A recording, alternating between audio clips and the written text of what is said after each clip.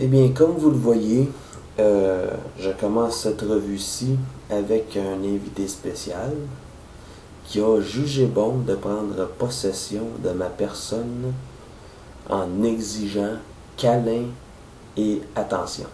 Vous avez sûrement reconnu mon charmant petit minou, Gizmo, qui ronronne allègrement sur mes genoux et qui a insisté, après plusieurs lamentations à fendre l'âme, de faire partie du début de cette vidéo sur la version Generations de Cliff Jumper. Je vais essayer de refaire, ou plutôt replacer ma caméra de manière adéquate.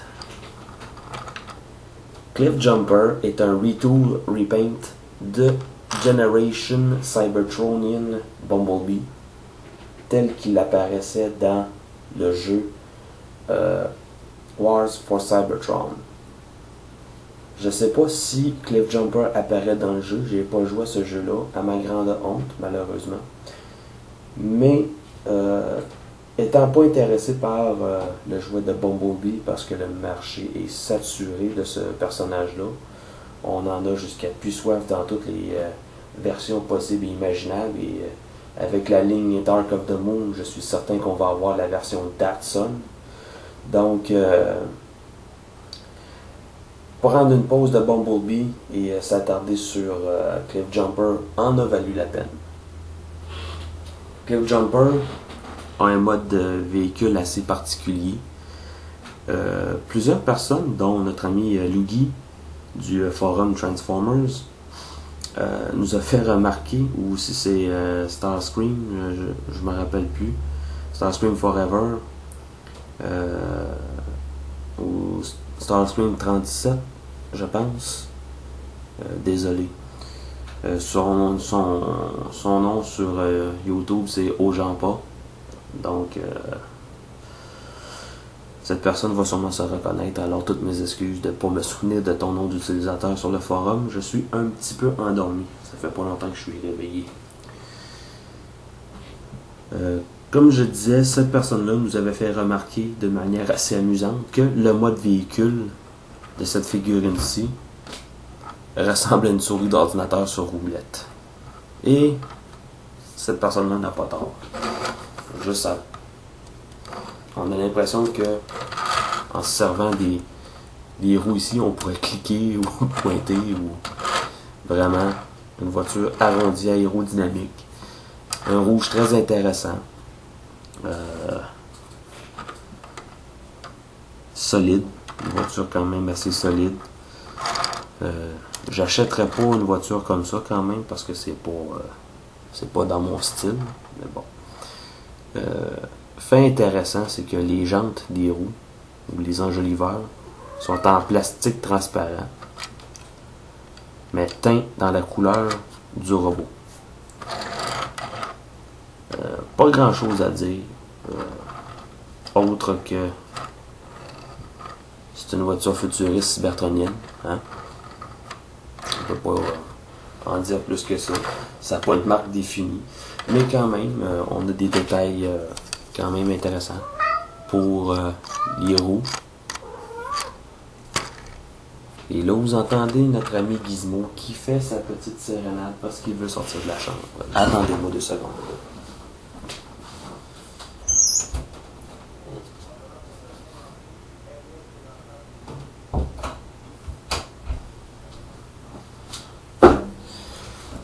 Me voici de retour. Veuillez excuser ce petit intermède. Gizmo s'amuse à être tannant des fois, comme tous les minous qui exigent de l'attention.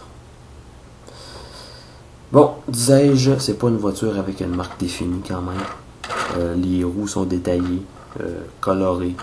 Donc c'est un véhicule assez intéressant. Si vous voulez avoir ce robot-ci, moi je vous conseillerais, étant donné qu'on a un nombre incalculable de Bumblebee, et que vous êtes écœuré d'avoir un Bumblebee, mais que vous voulez avoir ce moule-ci, achetez Cliff Jumper.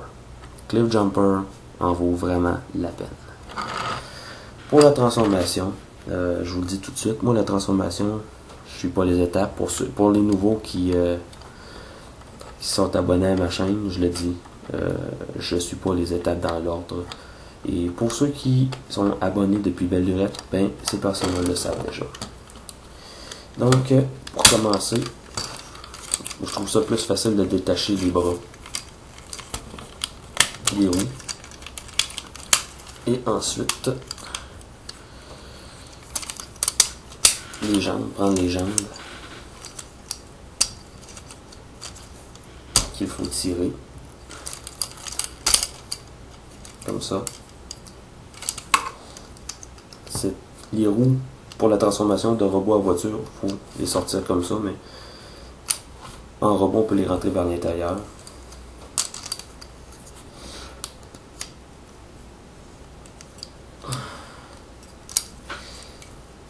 Ensuite,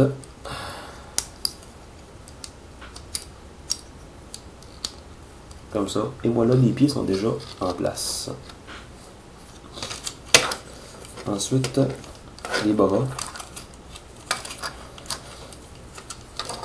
qu'il faut détacher et ramener vers l'avant, comme ça.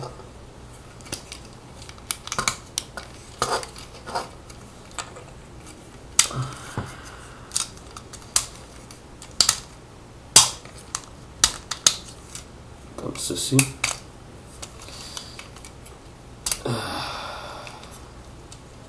Ensuite, on remonte cette pièce-là. Oh, là, je me suis mal pris pour quelque chose. Parce qu'en principe, toute cette partie ici,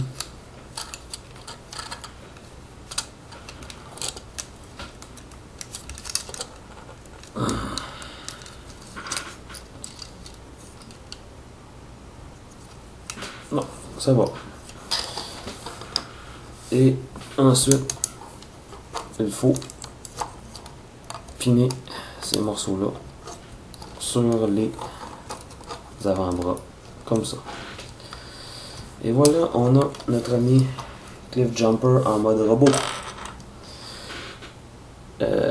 De la taille en descendant. Bon. Là, on l'a de plein pied. Comme vous voyez, on a aussi un fusil qu'on peut mettre dans n'importe quelle des mains. Et on a les lames ici qu'il suffit de ramener vers l'extérieur comme ça. Tout est solide, vous l'avez entendu, c'est en click joint. On a une nouvelle tête pour Cliff Jumper, totalement différente de celle qui nous avait été offerte avec Bumblebee. Donc on a du light piping, mais le light piping est à peine utilisable. Certaines personnes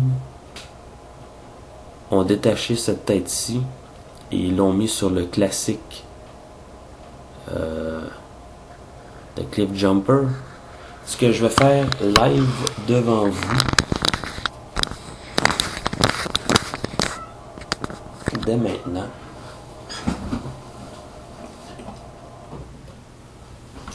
Tout ce que j'ai à faire, vous voyez déjà là, on a une petite différence de couleur et de grandeur. Le rouge ici est plus profond que celui-ci. Il suffit de détacher la tête précautionneusement. C'est un ball joint. Donc on va y aller en douceur pour briser la tige. Même chose de ce côté-ci.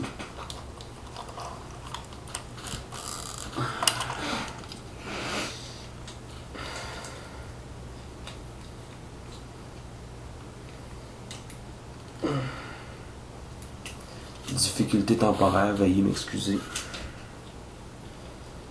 J'ai pas l'habitude de décapiter mes transformers, donc le tout est quand même assez raide.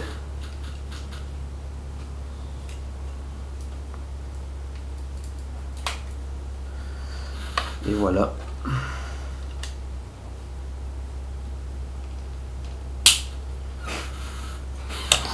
Comme vous pouvez voir, la tête fit très bien.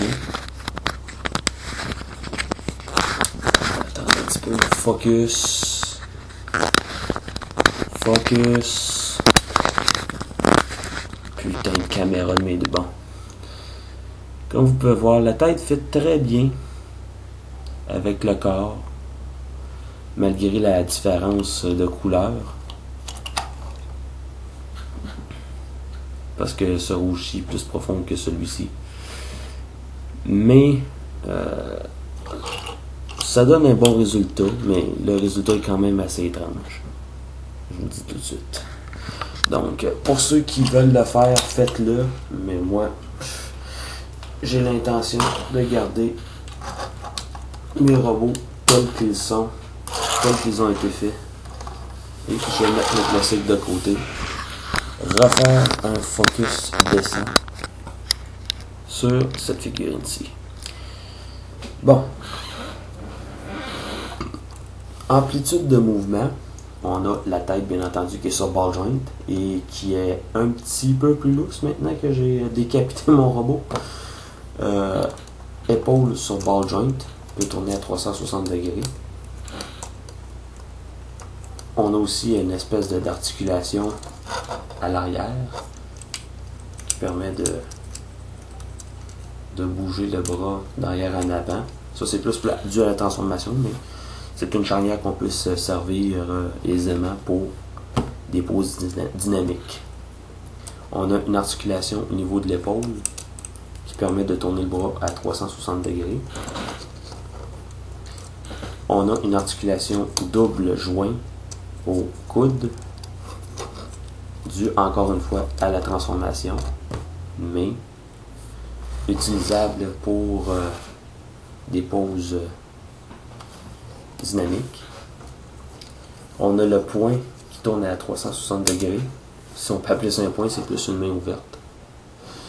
On a une petite articulation au niveau de la taille.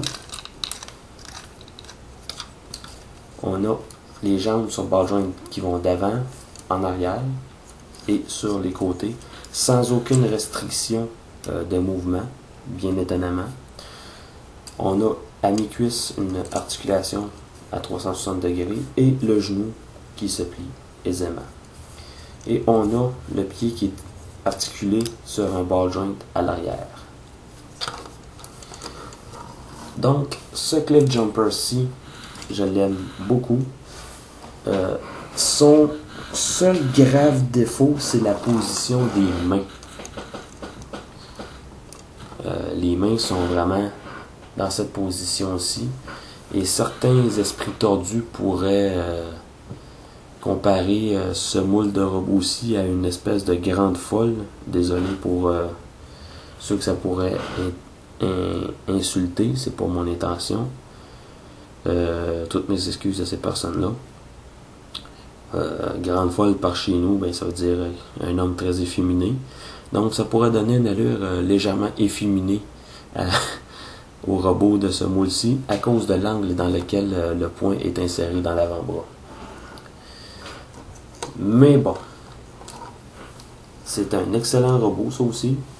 Je suis très étonné, je ne m'attendais pas à avoir quelque chose de beau comme ça. Le personnage vraiment est bien représenté, bien coloré aussi, beaucoup de potentiel. Là, j'imagine qu'on n'aura pas d'autres repeints de ce robot-ci. C'est à espérer. Un très très beau moule. Très étonné. Je m'attendais vraiment pas à aimer ce moule-ci. Mais le mode robot est vraiment le plus attirant des deux modes, bien entendu. Mais vraiment beaucoup de détails. J'aime beaucoup la façon dont les pièces se reconfigure pour faire un robot très bien fait. Juste la façon que les roues sont rentrées à l'intérieur des jambes. On se demande comment, en voyant des images, on se demande comment ces roues-ci peuvent être fonctionnelles. Mais bon, c'est vraiment bien fait, bien réalisé, belle ingénierie, beaucoup de détails. Donc oui, je vous le recommande. Plus que Bumblebee. Si vous voulez faire un changement, surtout vous êtes écœuré de Bumblebee, mais que vous voulez avoir ce moule-ci, c'est vraiment le robot à avoir, Cliffjumper. Merci de votre attention et à la prochaine.